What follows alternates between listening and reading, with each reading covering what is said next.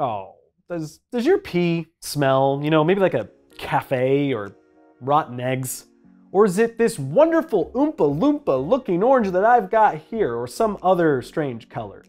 How about cranberry juice? Does it actually prevent and treat UTIs, or is that something your grandma just told you to get rid of the expiring juice from her refrigerator? Chances are good you've heard and probably smelled some things when it comes to urine in your past. So in today's video, we're gonna get to the bottom of at least a few of these urine mysteries. Let's do this.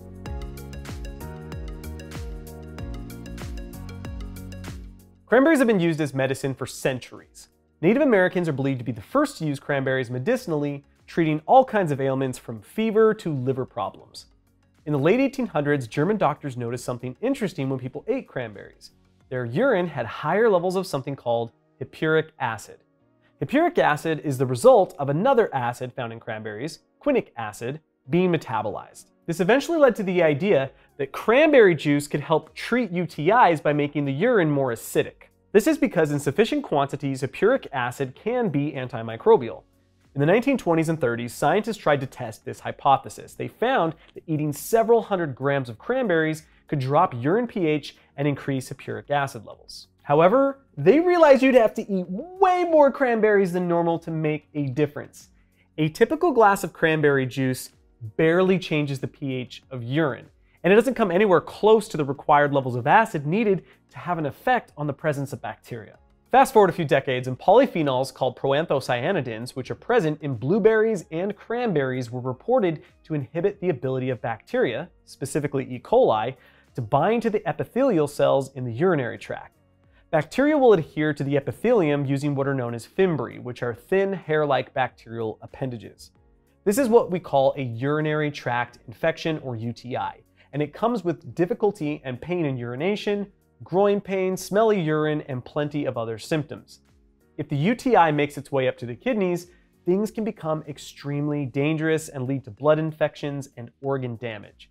So when it was discovered that the proanthocyanidins in cranberries could possibly interfere with E. coli's ability to adhere to the epithelial wall of the urinary tract, cranberries were once again heralded as a solid treatment for UTI. The only problem?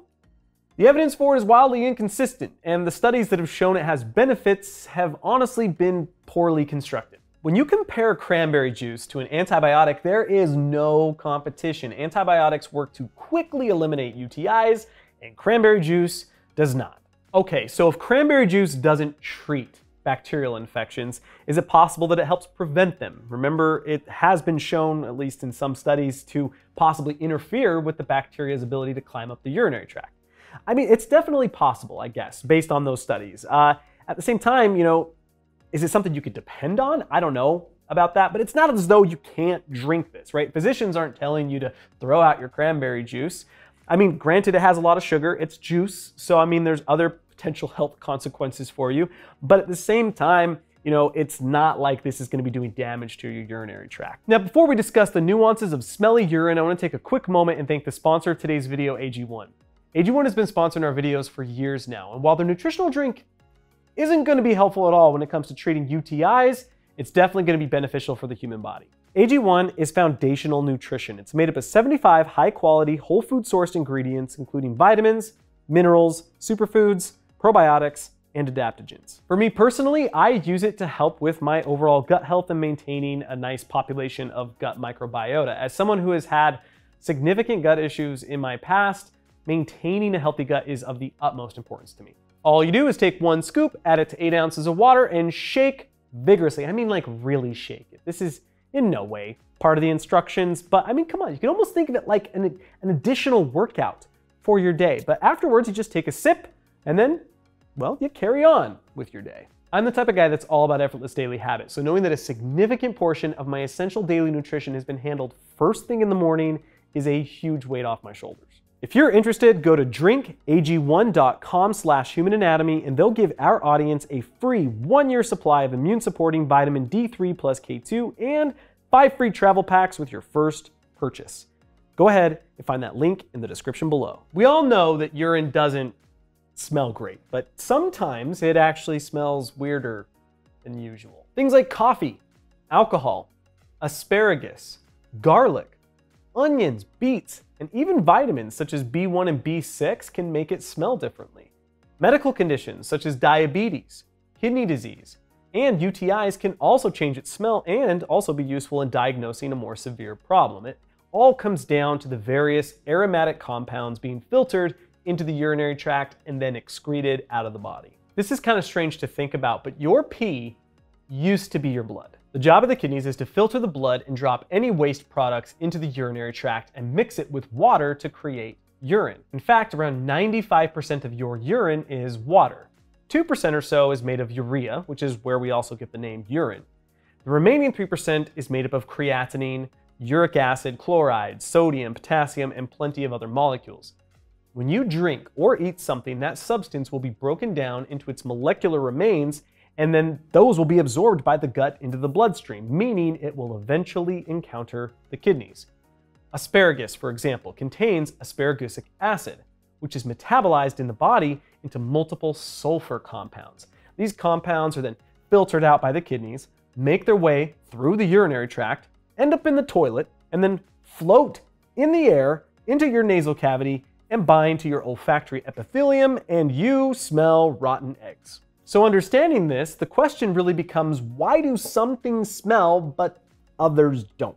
For instance, if I eat a bagel, why doesn't my urine smell like a bagel? I mean, what is it about asparagus, beets, alcohol, and several others that makes urine smellier than usual? Well, for one, and I mean this, you have a terrible sense of smell. Human beings are a visual species, meaning our primary sense is vision, which is why we have such robust visual cortices in our brains. When it comes to smells, we just don't smell them very well. Our brain isn't built for it. What I'm trying to say here is that your pee actually does smell differently every single time you urinate, depending on what is being filtered out of your bloodstream. Is it going to smell like a bagel? Probably not. Instead, it'll smell like the various molecules that made up the bagel to begin with. You just have a terrible sense of smell and can't smell them. And when it comes to things you can smell, that's partially because some things are just smellier than other things. Sulfur is smelly, which is why eating asparagus and unleashing the sulfur compounds can make your bathroom smell like a geyser at Yellowstone National Park. However, genetics also plays a factor. Some people simply can't smell the sulfur compounds from asparagus pee. It could be the smelliest asparagus pee in the history of asparagus pee, and they still wouldn't smell it. If your genetics don't have the blueprints for the proteins needed to receive the sulfur compounds in the olfactory epithelium, you're not going to smell anything.